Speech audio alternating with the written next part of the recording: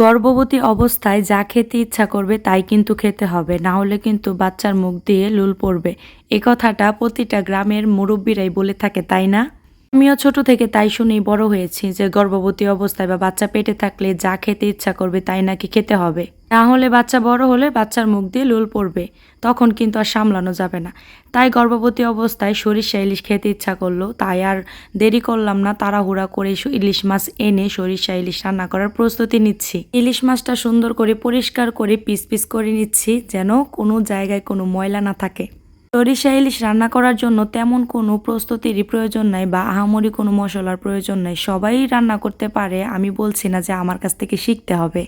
আমি কিভাবে রান্না করি এটাই আজকে আপনাদের সাথে শেয়ার করব। পেঁয়াজ, কাঁচামরিচ, সরিষা আর রসুন একসাথে ভালো করে আমি পাটায় পিষে নিব বা বেটে নিব। এটা মিক্সারেও করা যায়, কিন্তু মিক্সারে ভালো লাগে না, পাটায় বেটে রান্না করার মজাই আলাদা। আমি সরিষা ইলিশ রান্না করি মূলত সরিষার তেল দিয়ে, এতে আমার কাছে বেশি ভালো লাগে খেতে। আজকে সরিষার তেল দিয়ে রান্নাটা করব। সরিষার তেল নিয়ে নিলাম কড়াইতে। তারপর এখানে যে বাটাটা বেটে রেখেছিলাম সরিষা, কাঁচামরিচ, পেঁয়াজ আর রসুন, তা এইবার তেলের মধ্যে দিয়ে ভালো করে কষিয়ে নাড়িয়ে নিব। মশলাটা যতক্ষণ পর্যন্ত সুন্দর একটা স্মেল না বের হবে আর একটা রং বের হবে বাদামি কালার, ততক্ষণ পর্যন্ত মশলাটা কষিয়ে নিব।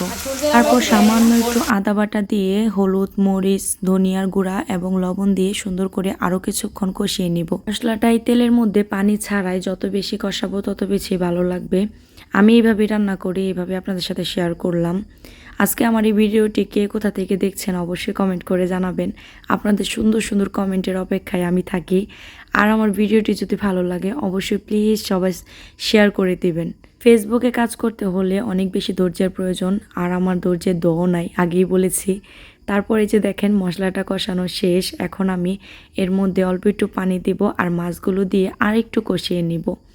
মাছগুলো অনেক ফ্রেশ ছিল, আজকেই মনে হয় নতুন চালান এসেছে।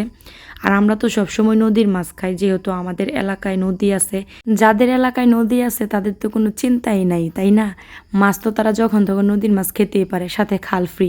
তবে আরেকটা কথা, আমাদের এলাকায় কিন্তু নদী আছে, কিন্তু নদীতে কিন্তু ইলিশ মাছ নাই। কেউ আর ভাইবেন না যে আমাদের শীতলক্ষা নদীতে ইলিশ মাছ আছে। একটু মজা করলাম।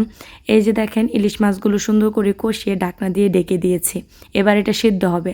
আমি খুব অল্প মশলা আর অল্প পানি দিয়ে ইলিশ মাছটা রান্না করি, এই সরিষা ইলিশ রান্না করি। এতে যখন ঝোলটা গাঢ় হয়ে যায় তখন কিন্তু রান্নার উপরে একটা তেল ভেসে ওঠে। উপরে তেল ছেড়ে দিলেই বুঝে নিতে হবে যে মাছটা হয়ে গেছে। আর ইলিশ মাছ যত কম মশলা দিয়ে রান্না করা যায় ততই মজা লাগে। ইলিশ মাছ তো এমনিতেই অল্প আছে, সিদ্ধ হয়ে যায়। এই যে দেখেন আমার ফাইনাল লুক কেমন হয়েছে অবশ্যই কমেন্ট করে জানাবেন। আর আমার বোন যেহেতু গর্ভবতী, রান্নাটা তার জন্য।